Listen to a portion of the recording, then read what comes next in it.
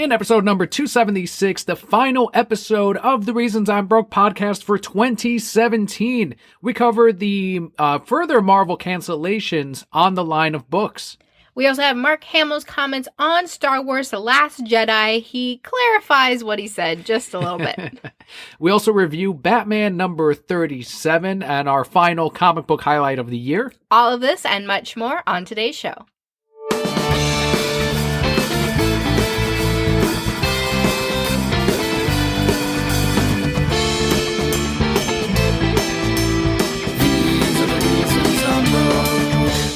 Hello and welcome to the Reasons I'm Broke podcast, bringing you the reasons we're broke every single week, ranging from comics, movies, TV, video games, and so much more. I'm Darth Vader Daniel. I am Kelli, sick Kelli. 2017 wouldn't just let me go out peacefully. It was like, no, you're getting fucking sick when you have a kid and you're not sleeping, bitch. And I'm like, okay. Was it the Christmas celebrations that got you, the lack of sleep? What exactly? Is it the change of slightly colder weather? I feel like I usually get sick this time of year anyway. And that mixed with the lack of sleep, because you don't heal unless you sleep. My mom's a nurse, and I've heard this 40 million times. You don't heal unless you sleep. And I don't sleep. I get about 4 solid hours, and then I'm either up every hour after that or every 2 hours after that for the rest of the night. And even when I sleep, it's not restful anymore because I'm always like, is the baby breathing? Is he alive? What does he need? Like, I'm always on alert. You're like half asleep. Exactly. I'm never just asleep. So, that mixed with all the other things, it just all caught up to me. And I feel like I'm on the upswing now. It's been about 2 days, but it's just congestion and all that kind of stuff. And you can't take anything when you're feeding a baby. You can't, there's nothing. They're like, well, you could take things, but this might happen. And it's just not even worth it. The good thing is Leo is healthy. You are healthy. And that's all I'm concerned about. When you talked about the half a brain being active, it reminded me of dolphins. I don't know if you know that dolphins do that. They sleep, half their brain sleeps and then the other half. Humans don't work that way. Apparently they do, because that's what you are doing. That's what I feel like I'm doing. Some nights he has great nights and he'll sleep 6 to 8 hours straight, which is wonderful for mom. And some nights, like last night, he sleeps 3 and then he's up every hour after that. One thing I did like to see, that I did like seeing on Twitter, was the holiday celebrations that a lot of the Broquette Corps had. And the ones that didn't, they still had a great weekend and a Monday. So I saw a lot of the gifts that people were getting. A lot of their kids got really awesome gifts, and they were posting that. And it was really nice just to see everyone. It's like, okay, non-politic tweets for one day. This is kind of nice. As I've mentioned on there, I can't speak for you, but I don't celebrate Christmas. But we went to our parents' houses, and they do celebrate Christmas. So we spent time with both of our families, and we're very fortunate that we do have them close enough to where we can visit both households, and that we do have these families to go to as well. So if anything, we are grateful that we did have that day off together, and that we got to spend it for the first time with the little man. With the little man. It was wonderful. I do celebrate Christmas. I enjoy Christmas. Shout out, by the way, to @geek_omnivore on Twitter, who deciphered my secret text. I felt like the Da Vinci Code over here, like I posted "Almo Christmas," and it means it's almost Christmas. I went around my parents' house for the whole week. I'm like, it's Almo Christmas, and my parents were like, the fuck are you saying? So I was very excited. Like we mentioned last week, there's a lot of tradition in my family with Christmas, and it's a very exciting time. Our son made out like a bandit. He got more gifts than either of us. That's what it's going to be. Well, that's what it's going to be like for the rest of our lives.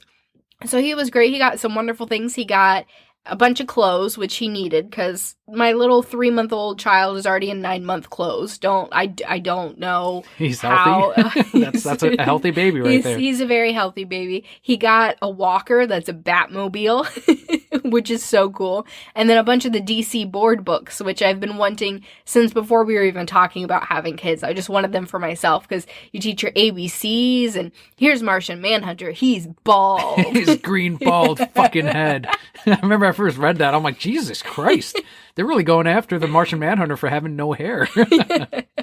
So, yeah, he got a bunch of those books for when he can start to learn these things. He can learn them through superheroes, which is great. We had a lot of fun. You posted the picture of the one gift that we got, the shadow box. Yeah, definitely. I posted that. That was from your parents. From my parents, and it was beautiful. Yeah, a little onesie with little Leo's feet inked on the front. And then a picture of him, one of his, what was that, his first image, his first picture, one of the first ones, because I know the first one is him. The one I took where he's violently being cleaned up, like, he grabbed the nurse's, like, collar. I think I've told that story, but he was like, and I was like, he's gonna fucking knock her out. Yeah, so it's one of his first pictures, and then the onesie is actually, so when he was born, when we got to the hospital, they said, oh, well, if you have something you want us to put his footprints on, you bring it. We didn't bring anything. We forgot. There was so much going on. So my parents went down and bought a onesie so that they could put his footprints on it. And they took it with them. I completely fucking forgot about it until she gave it to me. And I was like, oh my God, that's where that thing was. I mean, again, there was just so much going on. So she had saved that and it has his name in it. And it's absolutely beautiful. I cried. I was like, oh, my baby. It is a very nice gift. It is beautiful. And it definitely kicks the shit out of my comic book. I put his imprint on a blank comic book sketch cover. And then my plan is to take it to conventions and have artists draw on it around his footprint. And then when he gets old enough to, appreciate the collectibles or the comic books or art, then I'll be like, hey, I got this. I got your little footprint on here. And this is all this artwork that goes with it, all of these different characters. So right now, that shit is way better than my my one footprint on a comic book that isn't even complete yet. Yeah, but yours will be really cool further down the road once you get all that art on it, because then it'll be a one-of-a-kind piece. Definitely, yeah. I think he'll really like it, and I think if it's personalized by each artist, I know a lot of artists have kids, and I know a lot of them will probably be like, look, here's a little sketch, just take it. Right. Just like, who was it, was it Frank Cho? Uh-huh. No, it wasn't Frank Cho, it was Michael Cho. Oh. Michael Cho gave us the little Batman sketch, and he's like, this was for Leo, here you go, it's for the kids. So now he's got that waiting for him, and he's gonna, hopefully he likes this shit, because I'm working hard. That's gonna be a fucking crazy goal to hit, is to get all those artists and all those comics on there. But yeah, otherwise, it was great to hear that everyone had a good time during the holiday season. If you don't celebrate, totally hope your week was great.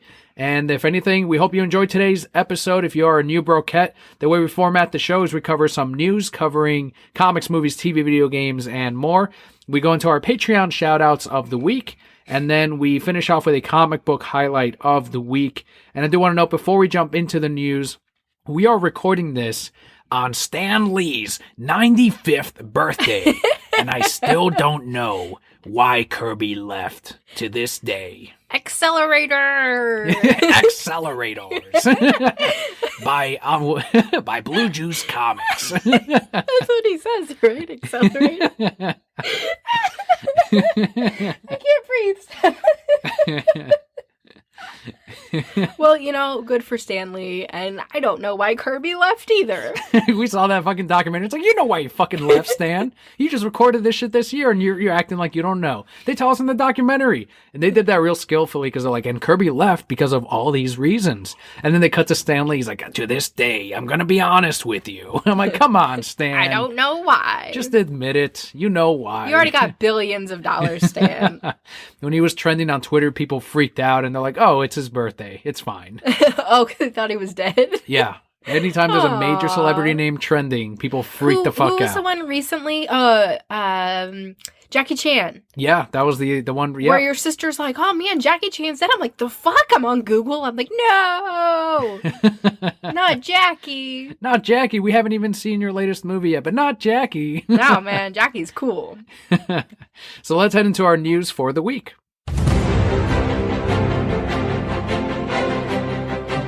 Just to preface, this is a very, very short news week. With the holidays, as it happens every year, a holiday hits, and there's just not a lot of news, not a lot going on. But we did find some good stuff. We're going to start off with the recent cancellations from Marvel. We mentioned a bunch last week, but we have now added She-Hulk to the list.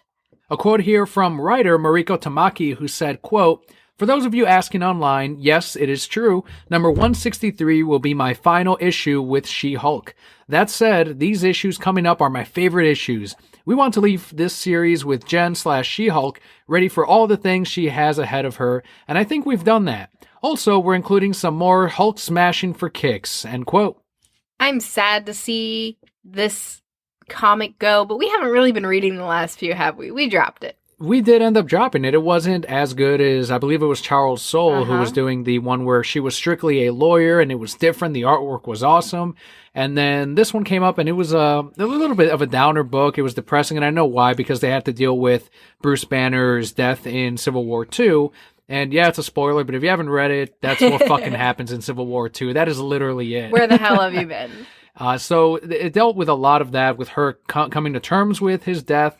And then the story itself with, okay, well, now I'm going to go out and date. And then, oh, that's a bad date. He's actually a monster. There's not a lot of substance there for She-Hulk, unfortunately. So we gave it a fair shake, but eventually we did end up dropping it. Like we mentioned last week, though, this just joined several others like Jean Grey, Luke Cage, The Unbelievable Gwenpool, Hawkeye, Generation 10, and Iceman. Generation X? No, I told you last week. I'm going to call it Generation 10. That's fine. It's never coming back anyway. Several other titles, including America and Defenders, were not listed on Marvel's March 2018 solicitations. Well, they weren't listed on the 2016 one either.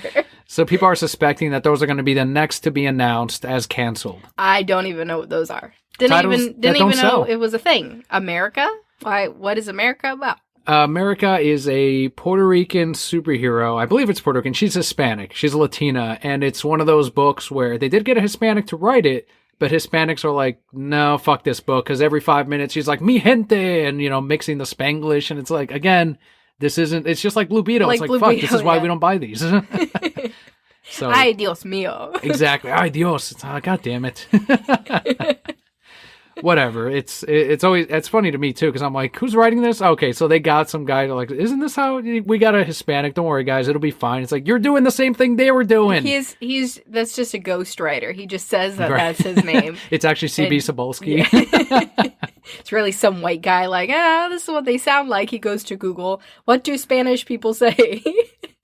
He got his, it doesn't matter. It wouldn't have sold anyway. It's not a, it's weird. A lot of these people want these original characters. They come out, they don't get supported, and that's just the way of comics. These things there's always going to be cancellations from now until the end of time. It's going to happen. You're going to get your books that don't sell. They're going to get canceled, and there will be new books, but it's not like they're getting rid of the characters completely. You will see them in other books in the Marvel Universe. You know what's not getting canceled? Fucking Lucifer. That show's going to go on for fucking ever. And I'm so excited. I haven't had my fix because, again, it's the holidays. Everything's on hold. And I'm like, son of a bitch. And we watch all this on Hulu, so it doesn't tell me when the next episode is coming out. So I had to get on fucking Google. January 1st. That is the next Lucifer. I'm going to ring in the new year right. Watching my Lucifer. It's going to be great. I'm so excited. We don't get Hell's Kitchen until the 5th, by the way. Okay, I'm counting down the days. Yeah. I'm ready. Listen, we need like more Ramsey shows. What were they saying on Facebook? The Mr. Riggs. So that there needed to be a kitchen themed crime show. And I was like, he's already raiding hotels and doing 18 different cooking shows. Like, yeah, make him a detective. Make him a whatever the fuck he wants. There's some peanut butter smeared over here. You can actually do it. Like, he could probably figure out how long ago the crime took place, but they all have to be kitchen-based crimes where food is involved. So, like, this has been sitting around for 2 hours. I thought it was going to be, like, actual murders.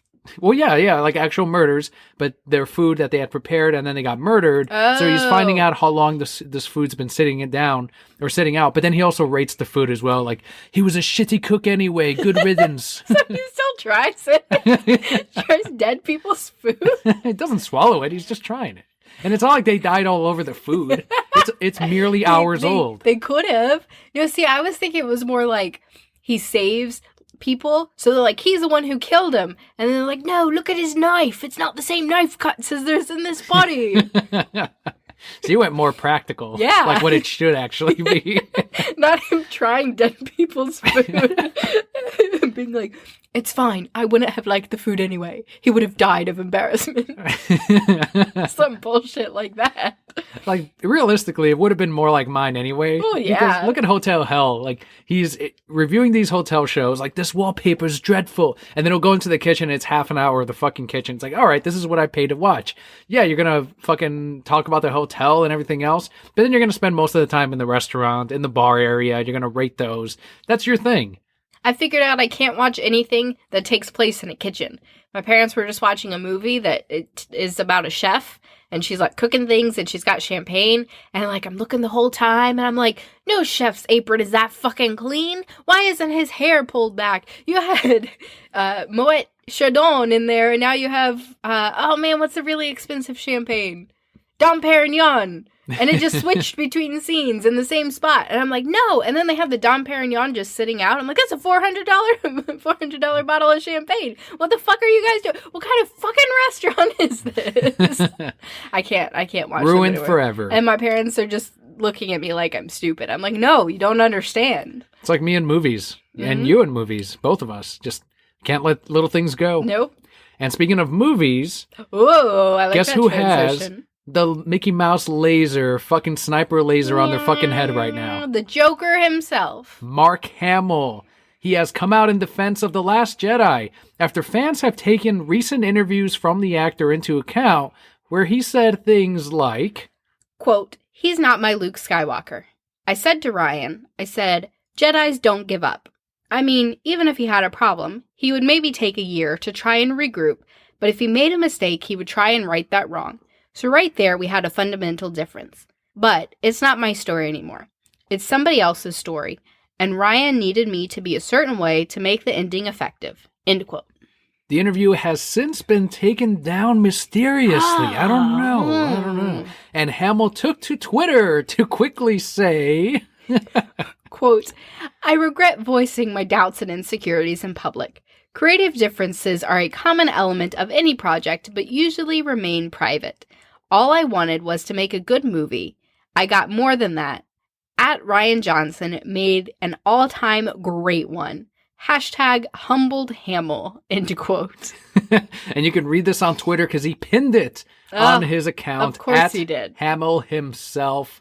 Holy shit, Disney got to him quicker than they got to fucking the Incredible Hulk when he was talking about Paramount never making a fucking Hulk movie. They want to fucking Mark, all that shit you said, now people are mad. If people had liked it overall, if it didn't have the audience score that it did lower than BVS, as we said last week, this interview would not have even been taken down. No one would have even thought about it. Nobody would have cared. But since fans are like, a number of fans didn't like it, a number of fans did like it. But the ones that didn't are finding all the different things that they said in the past, and they're like, see, Mark Hamill never wanted to make this shit. See, look at this interview right here, and that makes the movie look bad, because now people are saying, oh shit, even one of your leads in this movie didn't believe in it because of the differences, and Disney went, Mark, shut your fucking mouth and say something now. We're gonna write it for you, just like fucking, you're gonna tweet this out exactly as we say it. Just give us your login. Give us your fucking log. We have your login, bitch. We own Twitter. We own you. We own your life. Bought that shit with Fox, bitch. So they fucking threw that shit out there, and he is immediately backed up. He is going to shut his fucking mouth, and that's Mark. Even Mark Hamill. Hamill himself falls to Disney. There were enough zeros on that paycheck. If there's enough zeros on it, if Disney wrote you a check with enough zeros, you would fall to Disney too. I would stop talking shit about Disney on this podcast as soon as I got paid by them. You don't even know. As soon as that check cleared. I am no greater than any of these people that are crumbling. I would crumble faster than those fucking guys. Oh, Disney. That's hilarious, though, isn't it? Just that it switched completely. Well, of course it's going to happen. That's what Disney does. They shut these things down real fast. And what's funny is that the original interview didn't even have a massive, like, fuck you, Ryan Johnson. It was just like, look, we had a disagreement on where the character should go, but, you know, the changes are necessary for what he wants to tell. It's not my story. And that's it. He just backed up from it. Mm-hmm. But that's enough for fans to be like, aha, see? Get this shit out of continuity. All it takes is people misquoting things. And I'm sure that's what they did with this quote. Yeah, yes and no. Like, the video got taken down anyway. Sure, whatever. He said what he said, and he meant it. And I'm always going to remember that. I did see The Last Jedi. Yes, you did. I'm going to briefly talk about it when we go into our next news story, which is our 2017 year-end summary. And this is, as you mentioned, because of the news stories that didn't come out, because of all the different places taking a break, going out of vacation. A lot of places and news stories don't come back. News stations, news websites don't come back until next year. So all the stuff that we did find, we ended up doing a 2017 year of. And we do want to talk about the movies and video games that came out this year and kind of summarize our thoughts on them now looking back on the year. For comic books, when are we going to talk about those, Kelly? In our 2018 Breisner Awards. So stay tuned for those. We're going to roll out the fucking red carpet. Yeah. Call out the B-Chance when they get that shit wrong. Can we have a different color carpet? Red, purple? washes me out. Yes, please, purple. The color of royalty. Exactly which right. Which is what I am as a Kelli. As an Emperor Kelli. Right. It all fucking fits. Yeah. Perfect. That's exactly why I went with that color for our logo. It's not that it's my favorite color. It's the color of Kelli. That's right. That's a lie, but thank you for making your sick wife feel a little better. That's right. During this. Should be a lawyer. Or a husband. We should all be lawyers. Every husband in the world. I don't think that's true, but okay, whatever. So video games for the year. Instead of going straight down the list, we'll go one by one. Kingdom of Hearts HD 2.8 came out this year. I don't know what that game is. It came out on the PS4. I don't know. I still mock it, and I still hope that 2.9 gets released, 2.9.5, before number 3. Okay. Yes, it'll all happen. As I said before, it needs to all come out, then the PS5 comes out, and then they do it all over again. Kingdom of Hearts 1.5 HD. I don't know what this game you're talking about is, but okay, sounds great. Have we even touched 2.8 yet? No. Is that the one with the 3DS game, Dream Drop Distance? No, the one before that was the one with the 3DS game. Jesus Christ, then what? The 2.8 is the PSP one, the PS Vita, and the... Yeah, it goes to show we didn't fucking play. We bought it, though. We wanted to support the release, and we are going to play them eventually. Right now I'm playing Dragon Ball Z Fusions, which is fucking fun. I like it. It's a different Dragon Ball game. But overall, Kingdom of Hearts, it was a great year for fans of the series, and the HD remakes made it easier to play the games that you may not have had systems for as you were growing up. You also had Mass Effect Andromeda come out. Poor Andromeda, poor BioWare, because I was one of the guys that liked Andromeda. I like all the Mass Effect games. And yeah, this wasn't as good as 2, it wasn't good as 3, but let's face it, if Andromeda had come out and those other games didn't exist, it would be hailed as one of the best games in the last 5-10 years. It's still got excellent gameplay. The story is really solid. It's got tons for you to fucking do. Every planet is its own game. And I said that when I was playing, I'll say it right now. The multiplayer is just like Gears of War, except it's more expanded, it's more fun. I enjoyed the multiplayer. I enjoyed the main story. It is a product, it is a victim of its own success because the others did it so well and they set up these stories that weren't tied up in this one. Much like Star Wars The Last Jedi, actually. Kind of funny. But fans want to know, they want to know the Quarians, save the Quarians. They want these other tie-ins and characters, and we didn't get that. Instead, we still got an excellent game, and people can't let that be it. You know, no, because we have to be B-Chance and have nerd rage reactions and just be upset about everything. If you guys want to see true sadness, head on over to @BioWare or @Mass Effect. It might be @Mass Effect Games. But any one tweet that they put out and go to the comments section. Every fucking thing, 99% of those tweets are just, when are you going to give us DLC for the story? Save the Quarians, you fucking assholes. You guys ruined the game. You guys killed Mass Effect forever. You guys are It's like, fuck you guys. Jesus Christ. This game's been out for fucking months. It's almost been a year. Leave it alone. Don't play the fucking game if you don't like it. Jesus, fuck off, man. They're just trying to... shitty 13-year-olds. They're trying to promote the rest of the fucking DLC that is coming out for people that are playing the multiplayer. And yes, there are people playing the game still. I never traded mine in, and I'm never going to trade it in. Because I love the franchise. I love every single one of those games, and I like having them on the shelf right next to each other. When I look at them, I remember the great time and hours and investment that I had into the series and the characters. I still enjoyed them very much. So Mass Effect Andromeda, yes, one of the best games that came out this year, and I'll never regret saying that. You were also able to play Sonic Mania. Brought me right back to my childhood of Sonic Genesis. Did you see me play Mania at all? Yeah, I watched you play a few of them. I take that back. I played Sonic at a friend's house once, the older game, and then I didn't play again until DX and Adventure Battle 2. Not Adventure 2 Battle. Adventure Battle 2. Yeah, Mania is exactly what people wanted. They wanted a classic Sonic experience and a classic Sonic feel. They brought back the older games. They reworked them. They redid the music, the graphics, the gameplay, twisted up the levels. So wherever you thought like, oh yeah, I know this stage. No, you don't. I know this boss. No, fuck you. That boss goes away, gets replaced by a new boss. And it's like, you got to rethink the way that the concept or the way that the character's defeated.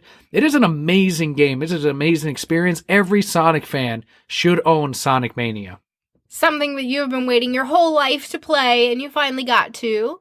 Star Fox 2. Star Fox 2, all thanks to @CubanSlim, who hooked us up with the Super NES Mini Classic, gave us the heads up on where it was going to be, and I got one pre-ordered for you over here, and let's go, and we fucking went, and it was an experience. It was raining, fuck the rain. I was fucking, it was an amazing, thrilling experience. Thank you so much, Bobby. Always looking out for things like Amiibo, SNES Classic, and a supporter of the podcast and a good friend of ours. So because of him, I was able to play Star Fox 2 multiple times. And then the rest of the games. Like, it was the Star Fox 2 machine. It was, I'll always look at that as the Star Fox 2 console. I love that shit. It is nothing like Super NES Star Fox. It is a different departure and a different experience. It is a lot like the 3DS version, might be DS version, Star Fox Command, I believe it was called. And that was basically Star Fox 2. But this is, you actually go against Andros again. You get to choose your character that you want. Each ship is different. It's all range mode. If you played Star Fox, you know what that means. And you got to play it as intended, straight from Nintendo, and not a build that you play on your computer that you downloaded because it was available on your PC, but you get to play it properly with an SNES controller. And then they also put in a bunch of amazing games with it. So yeah, Star Fox 2, fantastic. Super NES Mini Classic, amazing. Do a barrel roll. That's all I know. Fucking barrel roll all the time. That shit is amazing. And the final game you got to play this year was Batman: The Telltale Games. Yeah, you talk about this one because you sat through, I think, all of it from beginning to end. Yeah, I did sit through all of it. It was really cool. For those of you who don't know what the Telltale Games is, it's pretty much an interactive story. So you follow the whole story, and then you get to choose what Batman does. And there's a little bit of action gameplay in there as well, where you're taking down people with different things and pew, pew, pew. But this game, it was a whole lot of fun. There was a love story between Batman and Catwoman, #Batcat, because that's what I'm all about. That's my life. Really great game. We only finished, I guess there were 5 chapters in the first round, and then there's more chapters that just came out. So we need to get on that, get those chapters, keep on playing. Yeah, I think 2 have been released from the sequel, but they're releasing them in waves, just like the first one. So by the time we get around to playing it, all 5 chapters will have released. Yep, perfect. That's what we need. Yeah, it was an awesome game. I loved it. The one criticism, and it was just like the DLC for Arkham City or Arkham Knight, where we're like, okay, well, Batman the Animated Series Batman, true Batman, would do this. And then we do that thing, and the game's like, oh, that was bad. You shouldn't have done that. And we're like, fuck, come on, game. Just like in the Arkham games, where it's like Ra's al Ghul, it's allow him to live or allow him to die. And it's like Animated Series Batman would have let him live. He was going to take him into Arkham. You let him live, and then like Nisa dies, and then the whole thing is a sad thing, and then he's like, oh, detective, I will come after you and your precious Gotham. I'm like, fuck, why is this the bad ending? It's the same with Mr. Freeze. I don't know if you remember that shit. And it's like, well, Batman would do this, and then it's the game's like, no, that's not what he would do. It's like, fuck you, game, that's what Batman would do. You have Kevin Conroy working on this shit. You should know. Ask him. He would know. He is the one true Batman. That's right. There's some games you missed on here. First, you didn't include any of my games. Well, go. This is why you're here now. I didn't play any games. You didn't help me with the show notes? Did you ask me to help you with the show notes? When did you look at the show notes? I was busy raising your son. Don't get mad at me for not having that in there. Didn't you get a new Fire Emblem game this year? Yeah, I did. And that was fun, what I watched of it. Has a love story in it, yes. Yep. I beat Pokemon Sun this year. I beat Pokemon Moon. I know it came out last year, but I beat it this year, so I count it as this year. Your overall thoughts? Good? Yeah, I mean, it was fun. I'm not getting Ultra Moon or whatever. I ain't got time for that shit. I'm not fighting Ultra Beasts or nonsense. Did you like Moon more than Y? Yes. Okay. Interesting. I did not like X and Y. I don't know. I loved X and Y because you got the original starters in it. And then I didn't like X and Y. That's bizarre. Yeah, that's the one you didn't finish. Yeah. Nope, never finished that. And I never finished Black and White either, did I? I never finished Black and White 2. Black and White is considered by many to be some of the worst in the Pokemon series. I thought they were fine, but they're forgettable. You know what the best is? Soul Silver. So yeah, Heart Gold and Soul Silver are fucking amazing. The best. Amazing games. No character customization. Nope. You're like, fuck that, I'll give that up. Yeah, who the hell cares? I want my Pokemon following me. I want my Onix to follow me into this Pokemon Center. He goes at his Pokeball. I had an Arceus follow me too. I'm like, fucking God's behind me. Like, yeah. Whale Lord. It's like, he's bigger than this town and he's behind me. Yep. But Yellow's pretty good too. Mm-hmm. Anyway, those were all the games I played. I started playing Harvest Moon again while I was on maternity leave before my child arrived, and now he's just my world. You should know by now, how many Harvest Moon games have there been since the last one you played? Oh, since the last one I played? There's at least 3 that have come out since the last one I've played. Not tempted to play them? I am. I want to, but when am I ever going to have time? All my time now is watching Hulu and raising our child. When he goes to school, and at the rate he's growing tomorrow. And by the way, I'm out of Hulu shows. I need recommendations for a Netflix or a Hulu show. So hit me up on Twitter at Kelli. I just watched all of Younger, which if you haven't watched is a lot of fun. It's a TV Land show. They take a lot of risks, TV Land. They had some guy fucking a sheep. What? Yeah. TV Land? The place, the fucking place that played the Brady Bunch all fucking day in the Wonder Years? Yes. Guy fucking sheep now. A guy fucking a sheep. 2017, I'm telling you. And they're using new age terms. I don't know what, like truffle butter. That's a thing. Don't look it up. I'm not. I know exactly what that is. But yeah, that was on TV Land. Show called Younger. It's a lot of fun. It's got Hilary Duff in it. And then I rewatched all of the Mindy Project. And now I'm out of shows. I love TV Land's new slogan. Fuck you, Leave It to Beaver. Jesus Christ. They used to play that shit too. Leave It to Beaver? Yeah. Oh, I never watched Leave It to Beaver. And what else did I watch? I watched all of Boy Meets World. We talked about that. And all of Girl Meets World. I have nothing. I've watched entire series while on maternity leave. This is not good. You should watch Seinfeld again. I'm telling you, the greatest TV show of all time for many people. I was considering watching Grey's Anatomy, but that's 9 seasons, 13 seasons. Okay, you'll finish that in 2 days. I don't. That is not true. That'll take me a few weeks. And I don't have that much time left on my maternity leave anyway, and I'm real sad. I'm gonna cry, guys. Anyway, move on. Yes, let her know at Kelli. Yes, what I should watch, Hulu or Netflix. Movies this year had some great ones. It was a good year for movies. Yes, we start off with the Lego Batman movie. I still stand by the Lego movie being a better one, but the Lego Batman movie was a love letter to Batman fans. It was fantastic. Lego Ninjago was pretty good too. It's on the list. It's on there. Yeah. It goes. Oh, yeah, okay. I'm sorry. Continue. It goes by order of releases. Thank you. All right. Lego Batman movie. It was a lot of fun. I really enjoyed it. I still laugh. Let's watch it tonight. I'm going to watch Lego Batman. We can watch it. That's fine. Okay. Leo needs to watch it. From Lego to Logan, to many the greatest Marvel movie of all time, to many the greatest X-Men movie of all time, to me, the movie that will never exist again under the Disney brand. And fuck you and your Deadpool shit. I don't care what they said about Deadpool's going to remain rated R. You pitch Logan to Disney, they would never do that shit. No. I cried in Logan, though. That's how you know it's a sign of a good movie, is if I cry in it. We also have Kong Skull Island, the movie where Daniel realized that I am right about everything forever. Called it months in advance. Roar! The Godzilla roar. It's my Godzilla roar. You said it almost as if you've seen it before. Yeah, like, I and did. then when the credits are gone, it's going to be a black screen. And then you're just going to hear it. Roar!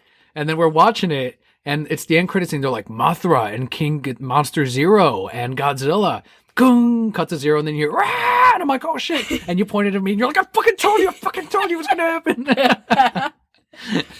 I amaze myself with my awesomeness. That's more amazing than my fucking obvious ass Jason Todd is in Arkham Knight thing. Yeah, Can I spoil Justice League now? Is it? No, we're not far enough from it. No, you can. Because I called that shit too. Justice League's not in theaters anymore. My dad's real sad. He's like, I never saw Justice League. I know. I personally know Brokeheads that haven't seen it yet, though. Okay. That's the thing. So I'm going to hold off. All right. I'll hold off till next year, guys, and that's it. That's next week. Beaches.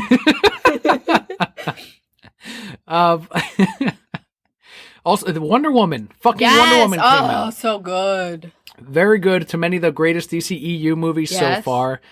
Very strong movie. And what ignited for many the DC universe, like, this is now we're in the right direction. They're correcting their course and until Justice League. Goddamn Justice League, all because of people's complaints about BVS. Then we got the shit that was, and fucking Joey Wheaton, that piece of shit, ruined that fucking movie. No, Jesus Christ, I don't like the guy, but I would never wish ill upon him. Like, just don't make any more movies that I'm gonna watch. Stay out of my peripheral. Like, Wonder Woman was fantastic. I mean, you go ahead. We talked about Wonder Woman a whole lot this past year and all the things that it meant to people and all the doorways that, it opened, and getting to see Robin Wright again was just fabulous. She's fantastic. Mm-hmm. Love Robin Wright. Oh, so good. You know who Wonder Woman 2 should have? Who?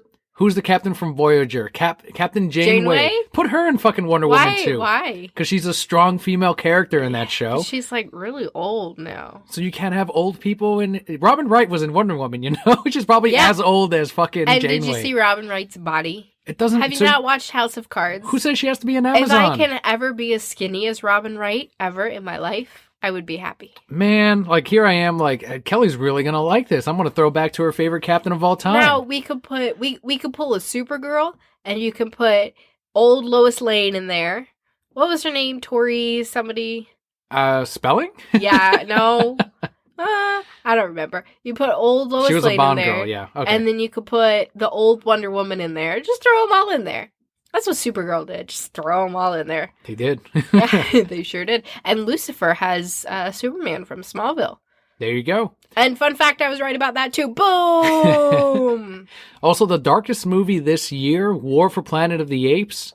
Depressing-ass movie. Very well done, though. You saw it. I did not. It's fucked up in many ways, but it says a lot about human history. It says a lot about the apes. It does Planet of the Apes. The closest it shares with the classic movies and the books and everything that you will have read or consumed in the past is the title. This is all from the perspective of the apes, and it is them who are the protagonist in these stories. Even though in the first one, we kind of shifted back and forth between James Franco and Caesar, now it's definitely Caesar's story. And then you see it all unfold and come to a conclusion in the final story from the same director that is doing the solo Batman movie and this franchise that is now owned by Disney. So fuck you if you wanted more Apes movies, because that shit's not happening. I like how you really had to stick up your middle finger there while you're talking about it. It helps me emote. I know where your son gets it from now, while he flicks me off while I feed him. He does put up the middle finger a lot, doesn't all he? All the time. He's like, "Fuck you, Mom," and I'm like, "Oh my God, I'm creating food for you. My food is protecting you from my sick, and you're flicking me off." And he's like, "Yeah, bitch," and whoa. Also, this year was Dunkirk, which you got to see also. Yeah, that was a great movie. I did really enjoy that. When you first start watching it, did we talk about it on the show? If we did, it was briefly. So when you first start watching it, I was really confused. I'm like, this movie's jumping all over the place. And then it all comes together at the end, and you're like, whoa! Tom Hardy was excellent in the movie. And he lives. Maybe. It's left ambiguous. We don't know. I'm going to pretend that he lives. It's not important whether or not he lives or dies in the movie. It's that he got shit done for the rest of the army and the people and everyone else. That's the real message of the story. You know how he lives at the end? The bad guys come and they're like, "Oh, we're going to fucking kill you." And then he just seduces them. I didn't know you could do that. Yeah, he's like, "I'm Tom fucking Hardy." I remember him fighting naked in that Bronson movie, and he wasn't seducing anyone. He got taken down pretty quickly. Well, he does in this movie. Okay, you had to wait till after the credits. Definitely watch it if you haven't seen Dunkirk. It is, I would say, it's a must watch, along with the next one, Mother. No, that's not a must watch. It is a must watch. You've told me to never watch it in my whole life. You shouldn't watch it if you are at all sensitive to graphic content, or if you're a mom, or if you're a mother at all, if you're a parent at all. I would say if you're like a sensitive dad, I would say if you're a giant pussy now. If you're a sensitive dad, don't see Mother, because there is some graphic imagery on there that may offend you. That being said, if you if you think beyond, if you critically think just a little bit, you will understand that a lot of this is symbolic and a lot of it is imagery and a lot of it is just a message, and it's not actually happening as you think it is. It's not all that. Those are the people that got confused at the end. They're like, what the hell happened? What do you mean she gets healed and unburned? And it's like, this is all symbolic. Think for a fucking second. Jesus Christ. That's what this is. That's what that kind of movie where you appreciate the symbolism. You appreciate the journey you're taking to. The use of sound is incredible. The tightening of the camera around the characters makes you uncomfortable too. It's a very unsettling movie. It's not a horror. You're not going to be scared. You are going to be disturbed by it. And it is excellent. I will never be seeing that movie. You told me enough about it. And I get sad watching Planet Earth. So, no dice. I saw Blade Runner 2049. Uh-huh. Could have lived without seeing it too. I enjoyed it. It was fine. It wasn't terrible. It wasn't amazing. I was just like, okay, well, I didn't need it. No one needed it, apparently, because it didn't do well in the box office. I liked it. And I never even saw the first Blade Runner, and I liked it. It's about as complex as the first one. It's, I mean, I guess if Blade Runner had come out now, it would have been viewed, I guess, as 2049. And 2049 was fine. It has some great images, great special effects. What did you like about it? What would you enjoy? I liked the story. I don't know. I thought it was cool. There's very few movies where I can't guess the ending or I can't guess what the plot twist is. And that was one movie where I couldn't guess it. Mm-hmm. Same with The Skeleton Key. I've only ever seen it once and I will probably never see it again because I'm sure it's a shitty movie, but I couldn't guess the twist at the end of that. What was the twist? Spoil it. It's like a decade old. Go ahead. What was it? The twist was that, and I don't even remember like what the premise of the movie was, but they were like voodoo people who they grew old, and so then they'd switch bodies with young people. So it was like Get Out. I never saw Get Out. It's basically that. Like a bunch of old white people transfer their minds into younger people. So that's what it is. They fucking stole that. Maybe. Get Out was probably way better, though, than The Skeleton Key. Probably. Get Out was awesome. It's not on the list, but that's another one that's really fucking funny. Like, I kept joking about it, and I said it on the podcast of that. Ain't no brothers ever come out that neighborhood. And I'm like, I love that guy. Like, I'm going to watch it just for that. And it's like, Daniel, that's not going to be the whole movie. It's not just him. Sure enough, like the last quarter of the movie, it's just him like, oh man, what's happening here? You know, you don't have this is great. You know, you don't have on this list that we also watched Medea. Fucking Medea's boo. We saw Medea, and Medea goes to jail. Yeah, neither of them came out this year, but whatever. We watched them this year. I became a Tyler Perry fan. Is this not things that we enjoyed this year? I guess so, yeah. I mean, if you want to say that, then I also watched City Lights this year. That's amazing. No, for the first time. Okay, I gotcha. For the first time. I watched It's a Wonderful Life for the first time this year. What'd you think? I didn't know. It was there. It's a Christmas movie. Yeah. Once a year. I haven't seen the end of it when Clarence gets his wings, so I need to. But my dad's like, you have to watch it right now. I bought it. So I had to watch it. Are you a Tyler Perry fan? Would you call yourself one? I am. Mindy Project actually made fun of a Tyler Perry movie. What would they say about it? Well, I mean, they weren't making fun of it, but they were talking about how they watched Medea's 4th of July. That's what they were talking about. That's not real. I know that's not real. It's not real, but it's Medea's 4th of July. And then they're like, you know what the tagline is from it? And they're like, what? And they're like, Herpy America or something like that. How would that? They need to make that. They need to make Medea's 4th of July? Yes, they do. I love Medea. Fantastic character. Yes. Fantastic We need character. to rent the rest of her movies. If they have a box set, if you find me a box set, I will buy that box set of all those movies. Because I know I will enjoy them. One after the other. Just her cockiness in that one, Medea goes to jail. Where she's talking shit to the fucking judge. And I'm like, she's incredible. I admire the courage in the character. I love that. I'm going to go by the church. Oh, Lord. Go by the church. You said, there's the church. Medea, you said you were going to go by the church. Yep, there it goes. We just went by it. We went by the church. I said I was going to go by the church. By church. I'm like, oh, yes. I loved in Medea's boo where the scary-ass clown is coming after her and she just punches him in the face and like, runs away. They're always making fun of her prostate. She's got a prostate. I can't breathe. We got to move on. We can't be talking about funny things. Great series. Great movies. They are funny. They make me laugh. I like them. Also this year, Pokemon the movie I Choose You, which was the very controversial twist to the first episode where, what if, instead of getting the badges, Ash chases after the Ho-Oh that he saw in the very first episode? And that is what this movie tells. It was an okay movie. Yeah, I expect a little bit more from what people were saying about it. I think everyone focused on the Pikachu talks at the end. That's bullshit. And it's like, well, what about the rest of the movie? Oh, no, it was fine. Oh, are we going to talk about what you focused on in the movie? What did I focus on? Where's fucking Bulbasaur? Why isn't where the Bulbasaur? fuck is goddamn Bulbasaur? There were so many Bulbasaurs. They put him in there like twice. Okay, was he in there more than Squirtle? He was in there as much as Squirtle. No, more than Squirtle. And then Charizard's fucking big ass. Of course Charizard's in there. Along with Pikachu. Do they want to make money, Danny? They would have made money just from Pikachu's fucking face. Who was in the opening scene? Who was the first Pokemon battle we saw? Venusaur versus Gengar. Two of my top 5 favorite Pokemon of all time. So, calm down. Look, I'm like, if I'd seen this in theaters, I'm like, all right, worth my money. I saw them fucking fighting. I don't know who to root for. Because Gengar beat the shit out of Blastoise's ass, and then I'm like, he should bring out Venusaur. And sure enough, fucking Venusaur came out. I'm like, oh my fucking god, this is incredible. Now I'm Ash. Like, don't fight, please. I'm kidding. Don't. I didn't mean it. My brother. I don't want to see either one lose. Tell me, what are we fighting for? You're my favorite Pokemon. What'd you think of the movie? I was a little more moved by this than like any of the previous ones, except for Pokemon 1, where Pikachu, he stands in front of Pikachu, and then he fucking dies again, but I think it's done more tastefully than the first movie, because on the first one, it's like, oh, what the hell? He turned into stone? And this one's like, he's the fucking disintegrated. He's fucking gone. He's a ghost. And Pikachu is just holding his little hat, and he's crying. It's good. Wasn't that, and you're gonna have to help me because I'm sick and I have mom brain, so I don't always remember. Wasn't Luxray in that movie? Oh, that fucking Luxray story. Oh my god, yes. Luxray. That's what got me more than anything in that movie.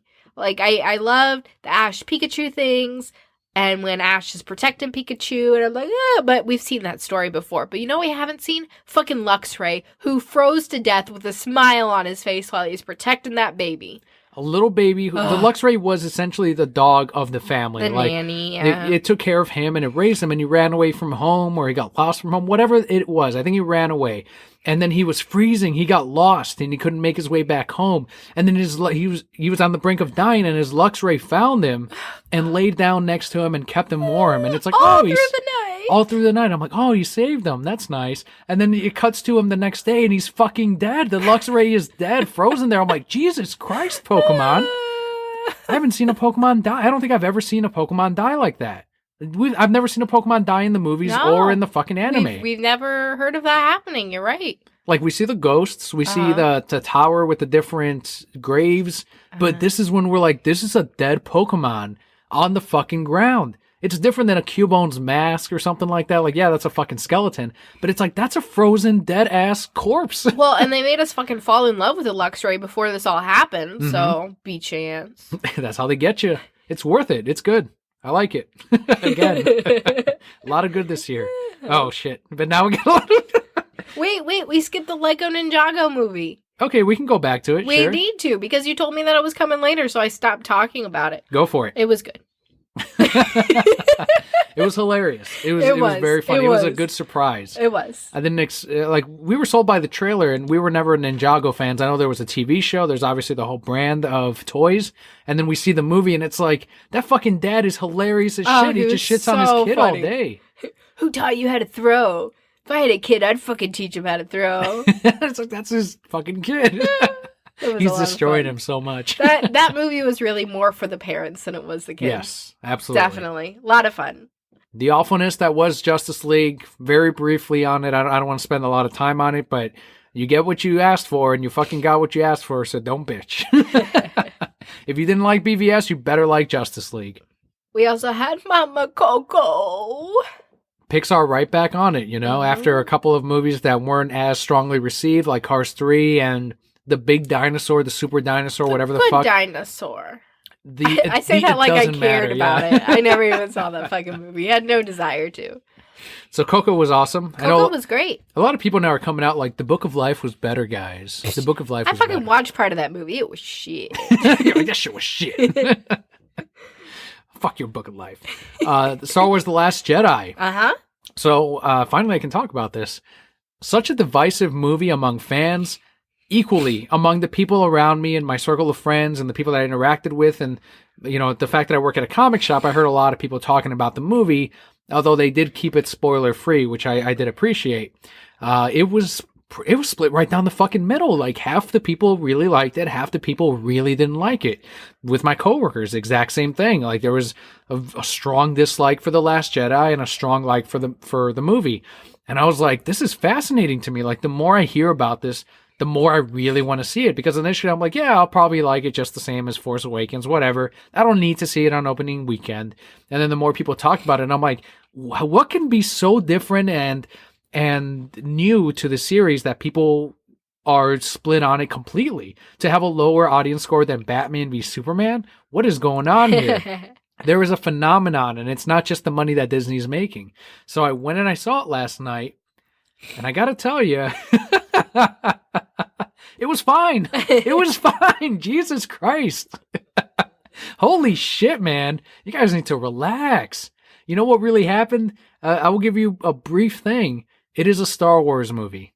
It is just a Star Wars movie, and but it's not fine. my Star Wars movie. That's exactly it. I think that's exactly the problem.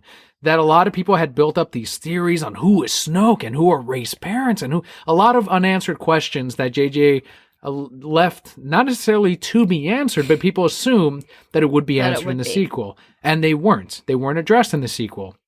And in fact, a lot of the things that JJ set up in the first one, it's like, well, no, you're not going to see that in the sequel. And if you thought you were, that's not going to happen. Sorry. We're going to tell this Star Wars story instead. It is still a Star Wars movie. It does still feel like a Star Wars movie. And so when I was watching, I wasn't like, oh, but are they going to reveal who's Rey's parents? What does that mean? And what? No, I wasn't. I was just like, all right, let's see this fucking thing. And I saw it, and I was like, all right, it was a Star Wars movie. It was fine. Not a big deal. What the fuck, man? You want to know who Snoke is? I'm going to reveal it here on the podcast. The Pulpa Kelly is going to tell us who Snoke was? I'm going to tell you who Snoke is. Not was. Did he die? Is. Damn it. Well, then never mind. I don't know anymore. He dies. But I don't know. It's me, okay? Pulpa Kelly is Snoke. Y'all just think I died. I think the symbolic thing of, and it happens right near the beginning of the movie, so if you haven't seen it, it's not a huge thing. But if you remember the way The Force Awakens ended, Rey, in tears, gives Luke his lightsaber. Like, here you go. Exactly. And then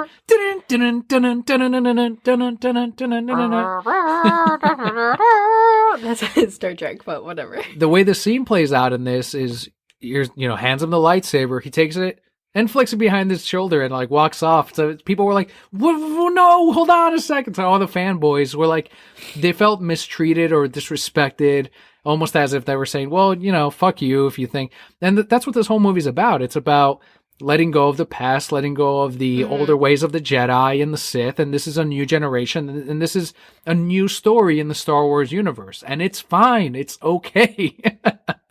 But you're not a Star Wars fanboy, so... I'm also a very casual viewer of Star Wars. I'm still waiting for more midichlorian news and stories and information. I will tell you everything you need to know about the midichlorians. There was actually a fan that came at me on Twitter, and he's like, actually, those are all mythical too because of what Yoda says in this cartoon. I'm like, fuck that cartoon. I'm going by the movies, son. I'm going by the movies. Well, I mean, that's like me with Pokemon. When I talk to people, I'm like, well, actually, in the card game.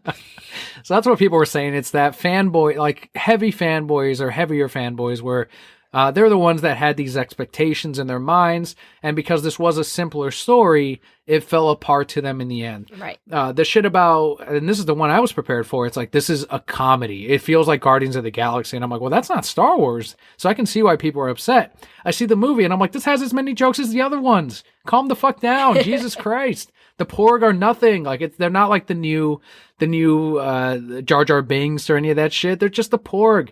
And people saying like they don't know what Star Wars aliens look like. There's plenty of aliens in there that look like Star Wars aliens. The Crystal Foxes don't. Okay, fuck off. It's just another fucking little special effects.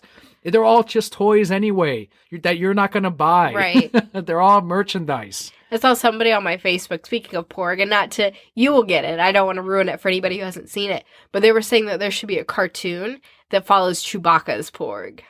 And then at the end, it's the end. By the way, there was no reason for them to be in the Millennial Falcon. The Millennial That's Falcon? what I'm calling it now. Are there millennials in there? Like, we can't buy a house. Right.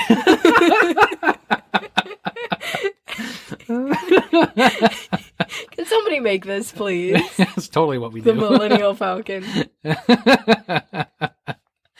I got to move on from that. That's perfect. That's a perfect way to end it. The movie was fine. Moving on. The final one, The Disaster Artist. The Disaster Artist, based off the best worst movie ever, The Room by Tommy Wiseau. This was also a great movie. Tons of fun. I enjoyed it. James Franco may pull off a goddamn Oscar. And that would be amazing. Based on the worst performance of all time. Ever. Which would make it hilarious, and it would make all of this a goddamn joke. It's the fucking comedian again from Watchmen. This is all a goddamn fucking joke. He would have to dedicate his Oscar to Tommy Wiseau. I fucking hope he does. Yep. He would have to, give his Oscar to Tommy Wiseau. If he doesn't, he's a piece of shit. He's a beat-chan. He's a beat-chan, absolutely. Yeah, watch The Disaster Artist. If you are at all familiar with The Room, watch The Disaster Artist. If you're not, you're going to be completely confused, and the movie's definitely not for you. Yep. It is not as we've pointed out before, it's not a standalone movie. If you understand, you have to have prior knowledge to what this is all based on to really appreciate the movie for what it is. It'd be like watching The Last Jedi without having seen the other ones. So The Disaster Artist, watch The Room, or at least watch the highlights of The Room on YouTube if you don't want to put yourself through some torture. Something else that came out this year that we have not had a chance to see, but we will see before the end of the year, is Shape of Water. Yeah, we plan on seeing that this week by the time the episode releases, so maybe we'll touch on it next week in 2018. It'll be our first, possibly, movie review of the year. So Shape of Water came out very limited. Since we're not in California, we can't just walk to our movie theater or take a cab. What do Californians do? They're bicycles. They're bicycles. Or they're skateboards. Or scooters? Do they use scooters? They do. They have mopeds. Skateboards as well. Mopeds, yes. With their long hair and their sunglasses as they go to the local cinema. And their short shorts. Where it's not digital film, it's actual film. And you know, I will tell you, I do have a friend on my Facebook who lives in California, and he's just posting pictures. Ran up to the Hollywood sign today, and he ran up to the fucking Hollywood sign, and then ran past the Chinese theater. Look at this movie premiere, and he's got pictures of celebrities walking into a movie premiere. I'm like, well, shit. Live that good life. He's not a true Californian then, because you know those people are like, oh yeah, every day, yeah, I walked past Brad Pitt the other night. Oh, so what? You know? Whatever. That's a true California. Well, I mean, he used to live here and then he moved out there, so. Is he trying to be an actor? No. Is he trying to be a writer? No, he not a true works Californian. at Walt Disney World and they didn't give him opportunities, so now he works at Disneyland. Again, not a true Californian. You gotta be a starving artist to be out there. You gotta be Tommy Wiseau, huh? I can't. Man. My nose is too stuffed up. I can't do his voice. Son of a bitch. That guy took a fucking chance, embarrassed himself, and is now all the better for it. Like, good for that fucking guy. His bank account, quadrupled. You can never make fun of Tommy Wiseau. I will make fun of He will be more important than both of us. Yes. Like, he is more important than... He accomplished more than most people do. Yes. He's amazing. That is pretty amazing. I love Tommy Wiseau, but I will make fun of him in his movie. And that's what makes him stronger. And I am the food. That's what makes him everlasting. That's what feeds his powers. He's like growing and growing the more we talk about him. So once again, as a reminder, for the comic book side, stay tuned for next year's Brosker Awards. Normally Breisners. Breisners. But for the movies, we will be doing the Broskers. Yes. That's why I wrote down Broskers on here. So we will choose our best movies of 2017 when we do the Brosker Awards, based on the Academy, and we will call them B-Chance out on what they got wrong and what they got right. Last year we did like a percentage thing, didn't we? Like, it was this year. We're like, they got this much percentage right. So maybe we'll do that next year. If you guys enjoyed it, we'll do it again. And then, so as you mentioned, the Breisner Awards and the Broskers coming next year. Before we get into our Patreon shout out, though, as this is the last podcast we have for 2017, do you have a specific highlight that you would like to mention, either with the show or with personal life? I think if I want to talk about the show first, the 2017 podcast awards was a pretty huge fucking deal. Like, that was an amazing testament to our fans, I think, of this is them coming out and supporting the show and saying, yes, they do deserve to be on the podcast awards for games and hobbies. And we're like, yeah, if you guys truly enjoy the show and you believe in this, go ahead and vote for us, and we might get nominated. If we don't, great. That's fine. Thank you either way. And then they came out in droves. The Brocat Core came out. Even though you've seen the Brocat Core, they have the green Brocat Core shirts. They've got the Sinestro Core. They've got the Red Lanterns. But then they all came together to support the Reasons I'm Broke podcast. And we got the nomination. The Brocat Core handed us the nomination for Games and Hobbies 2017 Podcast Awards. And because of that, the show is forever going to be the 2017 nominated Podcast Awards on the Games and Hobbies. So that is a huge gift from the Brokettes that I'm always going to be grateful for. And I think is always going to help out the show too. And in return, it's fuel for us to keep doing this every year, every single week. And then also the upgrades that we did prematurely. I went ahead and got the new logo done quicker. So I contacted the artist that did the Smodcast the Smodcast podcast for Kevin Smith. And I said, hey, are you accepting any work? And he's like, actually, I am right now. And then that's when he did our logo. We put up the new shop on TeePublic, and it accelerated things for the podcast. And that's, once again, thanks to the Broken Core. It accelerated everything. Make mine DC. So it was great. I think that was one of the highlights, I think, of the podcast's history. We also had in the top 10 most downloaded months in the history of the podcast, I think 7 or 8 of them are in 2017. So that's just showing the growth that the podcast had this year. It's, once again, all thanks to Brokettes that are spreading the word about the show, and the fact that they are tuning in and reviewing the show and supporting us on Patreon. So all of that accumulates and helps out the show and helps out the quality, the growth of the show. So I think this year, and I know this year, we've had the most joins on the podcast, the most subscribes on the podcast. That's awesome.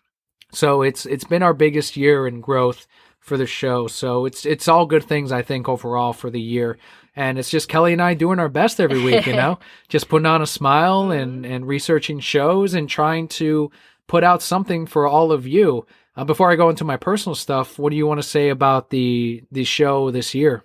Everything that you just mentioned, absolutely. I think the highlight for me this year was when I came back from my maternity leave and just the outpouring of support that we got from our Brokettes. And that kind of bleeds into personal as well. But, hearing all the congratulations and the support for us, we say every single week that the reason we do the show is for our Brokettes, and for them to give back to us the same way that we try to give to them every single week was just really touching for me, because that you're the one who is putting all the time and effort and is very, very involved with the show. But for me to see all that paying off, for us as well, is just a really wonderful thing for me to see. I think personally, of course, bringing in this, and I know I used to be one of those fucking guys, and I think it spoke to the lack of maturity that I had and 10 years ago. And maybe I look at myself now, 10 years from now, and it's like, who the fuck is that? Who's that beach hand? But they've heard us talk about the little man, Leo, and a lot of our listeners are parents themselves, so they understand, and they're like, no, we get it, man. We understand. Yep. And I think 10 years ago I would have been like, I don't want to hear about this. I want to hear about the show and the comics and the movies. And it's like, it's unavoidable, right? It's, we include the listeners in our personal lives, and a big part of that is our young boy. And I told you before he was born, I said, I know it's not going to happen, because I will consider myself the luckiest guy around if he ends up being a boy, because that's what we both wanted. And it turns out he is a boy. And and now it's like, how many more things can continue to go my way? And the cynic in me is like, okay, what the fuck is going to happen now? Like, what's going to balance? What terrible thing's going to happen to balance this out? And until that happens, that's life. And we could just be thankful that we can go another week and another fucking episode where I get in tears. And we go another week where we can continue to do the show, continue to live our lives. People can listen right now. They're in real time. They're hearing this, and we're all around we're existing to enjoy this. And the little life that we brought in, we fortunate that he was healthy and that you do have this time off with your company where you can raise little Leo. A lot of families aren't as fortunate. A lot of families can't afford to have another life or 2 or 3 or 4 in their lives, and somehow they make it work and they make it happen, and some of them don't, and it doesn't work out.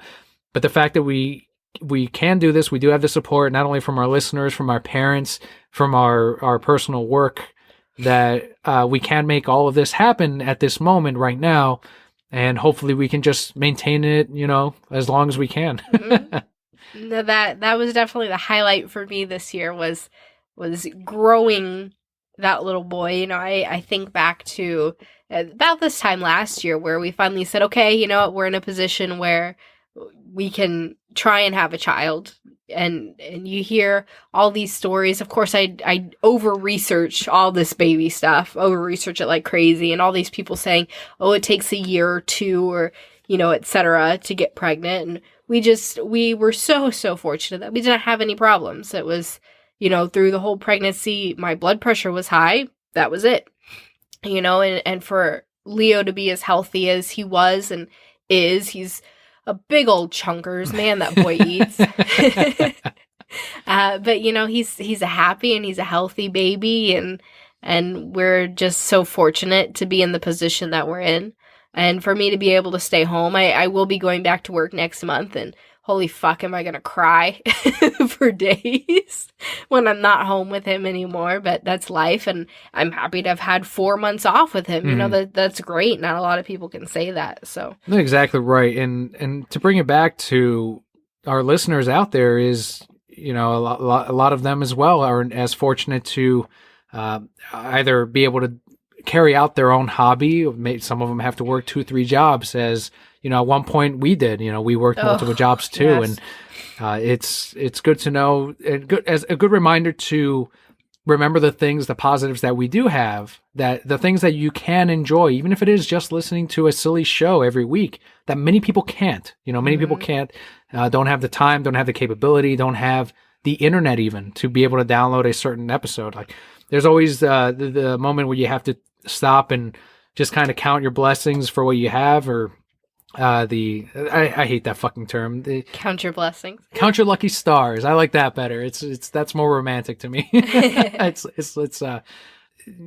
your lucky stars that you can, criticize the latest Star Wars movie or criticize right. the latest DC or Marvel movie, and all of that is a huge privilege and a huge thing to be, I think, happy about, that you can do these things. So I think that's one of the things that every year you should be doing it, and no one does it, but you should be doing it whenever possible. But thankfully, these little reminders or these little insignificant timestamps of tomorrow, it's going to be January, that make these moments of like, okay, stop for a second, let's see what's happening. So I think that's all I have to say about that.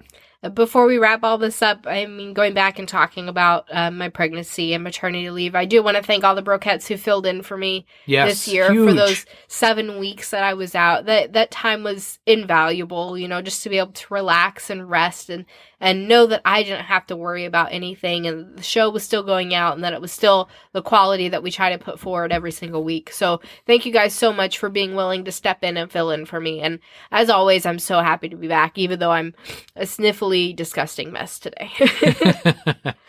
And continuing with the support, speaking of which, of course, our Patreon shout-outs of the week.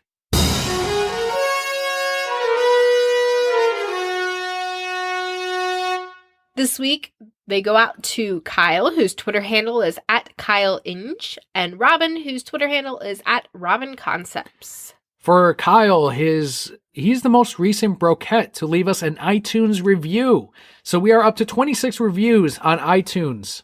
Kyle also said that I sang I Write Sins Not Tragedies perfectly. Okay, thanks. By Panic at the Disco? Yes. Also, I chime in with the haven't you... You got to do it now. You got to finish it. Haven't you people ever heard of closing the goddamn door? No. That's it. I'm done. Who did I say they fucking sound like? They sound exactly like every other Plan. band. Simple Plan. You started singing Simple Green Plan. Day. Because you started singing like "Welcome to My Life" or whatever the fuck. All those fucking bands sound exactly the same. Green Day sounds nothing like Panic at the Disco. I don't even know what you're talking about. Wow. And Brendan Urie, who is the singer of Panic at the Disco, he's fucking hilarious. Is he? Yeah. Really? he got big into those Vine things back when Vine was a thing.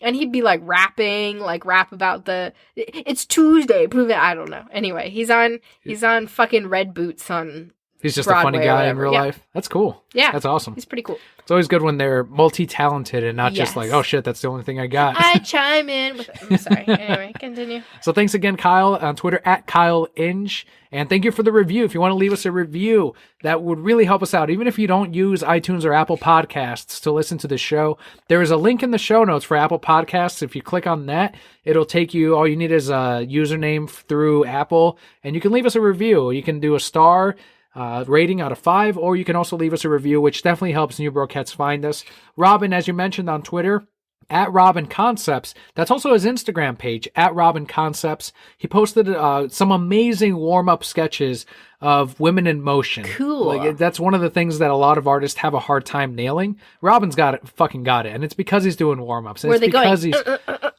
Like that? like like in motion, bending backwards or one arm back, one bar. All of that is tricky as hell to pull off. If you try to do dancing, if you can nail a fucking dance sequence, you've got it. If they can nail me dancing.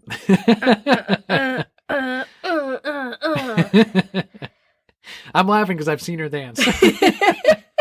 But you've also seen me dance drunkenly. Yes. But at least you can move a little bit. Have you seen the color of my skin?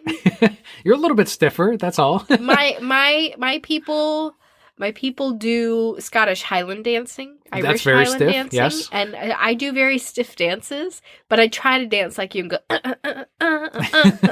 and then when you dance, you're like, I'm like the opening to Batman Beyond. Yes. That's what I was going for.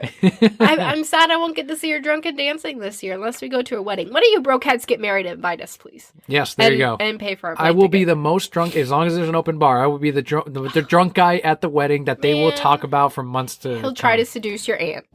And I'll be sitting there going, honey, keep your shirt on. I remember the bride was like, I saw her, I think a month later after the wedding, and she's like, they're still talking about that guy in the blue shirt. I'm like, yes, mission accomplished. Were you drunk at our wedding too? No, we didn't have time, remember? Yeah, like we were too just busy. so busy greeting everyone and talking to I everyone. didn't eat half the food at our wedding. We probably ate and drank less than all of Everybody, our guests. yeah. Absolutely. Probably. It was delicious food too. It was great. Like people are still commenting about the food 3 years later. Awesome. 3.5 That's years. good. And it was vegetarian, so Yeah. who's to say, right? It was so good. So thank you again to Robin and Kyle. Kyle on Twitter at KyleInge, and Robin on Twitter and Instagram at Robin Concepts for your Patreon support. If you would like your shout out every single month, head on over to patreon.com/thereasonsimBroke. For as little as $1 a month, you too can have your shout out. That's just 25 cents an episode. But of course, our podcast will always be free. The best thing you can do is leave us a review, reach out to us on Twitter, let other people know about us. Don't forget, if you want to join in on the Deathstroke to Terminator Volume 3 giveaway, that's going to end on January 15th for as little as $1 a month or as little as $5, whatever level you support us on Patreon, you are automatically entered in to win the Volume 3, which is the latest printing of Deathstroke. So that is going to go out randomly to one of the Patreon backers. Aside from even the giveaways, you get the podcast early. As soon as I'm finished editing and uploading it, you get it first ahead of Sunday's releases. You get your shout out every single month, and you get entered into the contest giveaways. Huge thanks to DecalAvenue.com for the help at the $5 decal reward tier. So in this trade paperback, does Deathstroke burst in? He's like, come with me if you want to live. This was, what's funny is this was before the Terminator. Oh, shit. And they had to drop the Terminator name because of the Terminator movie. Ah, that's how big that movie was. They need to make Deathstroke Commando. Oh, I would. Yes, they do. So something else that you mentioned earlier that we did get up this year was a new merchandise shop. If you head over to thereasonsibroke.com, you click on merch, you're going to see a bunch of different shirt designs. When you click on one, it pulls you over to tpublic.com and you can choose your design and all the different colors and different shirt styles as well. That's another great way to support us. And finally, if you want to be heard on the podcast, head on over to speakpipe.com/thereasonsimbroke. There is a link in the description of this and every episode moving forward. You can head on over there and you can leave a 90-second or less feedback, question, comment, whatever it is. A New Year's wish. That's right. And you may be heard on the podcast next week. You will be heard, please. On to our comic book highlight for 2017, our final one.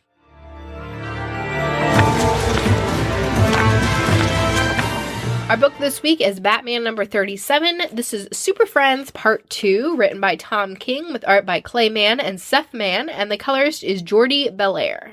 So this is the second part in the double date between Batman and Catwoman and Superman and Lois Lane. Oh, Lois Lane. Like, even if you look at the cover, it's, both couples looking at each other. Batman's kind of like slights, kind of a grimace towards the rest of them. Catwoman's happy to be there. Lois is happy to be there. Superman. He's super happy. Ooh, Batman's coming with us. In his mind, it's just him and Batman on a date. And that's pretty much what this book was. It was. He was ignoring his wife. Yes. So they end up going to a fair, and it's superheroes night. So they have to dress up as superheroes. But of course they can't dress as themselves because then people will find out. So they all switch costumes. So you got Batman wearing Superman's costume, Superman wearing Batman, etc., etc. And Superman's just so happy. They pair off. It's just him and Batman walking around, Catwoman and Lois Lane walking around. I like how Lois Lane is holding the Catwoman costume and Selina's like, don't worry, it stretches. B-chan. And it is essentially like the women talking about how lucky they each are to, be themselves. But also, I think what was most interesting is they analyze and dissect the person they're with. And they're like, so why him? But then they also explain to the other person, well, this is why. This is the thing you don't see in that person. And then Batman and Superman in the meantime are like, oh, you're lucky to have her. You're lucky to have him. No, Superman was like, why'd you end up with her? You shouldn't be with her. You should be with someone, stronger and like more red and bluish. Like somebody who's not a villain and maybe somebody who's a good guy and flies around and saves the day. Someone faster than a speeding bullet at least. Can breathe in space. I don't know. So since you are the master of Superman loves Batman moments, at the very end of the book, it's a spoiler for the comics. If you haven't read Batman number 37, it's kind of the payoff to the issue, but it's the whole story, the whole comic. They're telling us, can Superman pitch a baseball so fast that even Batman can't hit it? So that's kind of the question that's like, oh shit, and if you think about it, and I didn't even think about it until Batman fucking told us the answer, and Batman's like, well, after you pitch it for so fast, the fucking baseball disintegrates. It's impossible. So he has to pitch it slow enough to where it doesn't disintegrate, which then makes it slow enough for me to actually be able to see and then hit. Hit it, yeah. But does Superman actually pitch it even slower because it's to Batman? Does he let him really actually hit it? He doesn't do it on purpose. He does it subconsciously, where he's like, oh, he hit it. Yes, he really is the best. So he's not trying to show off for Lois. No, he's trying to show off for Batman. There's a lot of different comparisons, too. Like when they go through the tunnel of love, it's the married couple of Superman and Lois Lane, and they're like, oh, that was really nice. And then to like the recently married couple, I guess, or they're not even married yet, just dating, the dating, and they're like making out on the fucking tunnel of love. And then Lois Lane she's a little alcoholic there. She's got a bit of a little flask of something, rather a little bourbon. The writers always make the characters into drinkers because they themselves are most of the time. Yeah. You always see like Greg Capullo, even though he's an artist. And then Scott Snyder had a big drinking thing. And it's like a lot of these writers, it's like, yeah, you know what? These guys drink too. Why not? It makes them more realistic and relatable. Yeah, exactly right. Like, yeah, it makes sense. Lois Lane, sure. She's a journalist, a writer. Why not? Let's do it. One thing that I did like, and again, you're talking about the comparisons, but they're talking about how Superman's the one man that doesn't want to be found out, and Lois Lane is the one person who finds out everything. Right, yeah. And I was like, oh, that's really, like, I never thought about it that way. But it really, the whole book is really an interesting highlight that opposites really do attract and work well together. And I don't know, I find that in our relationship too, where there's a lot of things where we're opposite, but that comes together to work really well to kind of make us a cohesive whole. And that's kind of what this book points out as well. Exactly. And it makes sense, because if you were exactly the same, then the differences would be exactly the same too, and would be compounded upon because of that. There wouldn't be a balance there. So that's exactly what the comic book also highlights. So definitely makes sense. And I think I am a believer of opposites do attract. And that's one of the, you see it in fucking Batman and Superman right here, kids, in the fucking funny books. So I think it's another fucking strong issue from Tom King. Like, again, I'm not a big fan of the Batman and Selina relationship. Batcat. And I'm also not a fan of the way he does write Batman. I think he makes him a little bit too... He does such a great job. No, he does not. There's fucking lines in there that you're like, okay, come on. Like, Whatever. even the fact that he calls her Cat, I'm like, no, that's not what Batman would fucking do. Batman do what he wants. My Batman animated series, Let Tom Batman, King get would not even be with Catwoman in the first place anyway, so... Andrea, no. It would be with Andrea or Talia. No, what? What? And that's it for 2017. See y'all later. But he's going to nab another fucking Eisner.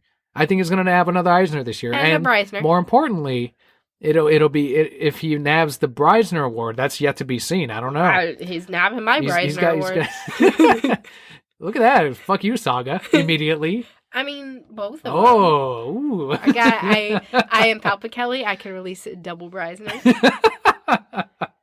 We will make graphics for all the winners for sure, just like last year. Yes. And be retweeted by Michael Allred, just like last year. Michael Allred. I love Michael Allred. Thank you for retweeting us. Yes. Jesus. Like, I don't think anyone else As if he's did. listening to the podcast. I don't give a shit. I'll still thank his ass. I love Michael Allred.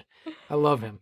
So there you go. If you haven't read the recent Batman and you want to jump into it, I would say jump in with Batman number 36, because that is part 1 of Super Friends, and then you can pick up this month's 37, and that'll get you all caught up with the lighter story, the awesome art by Clayman. I love Clayman.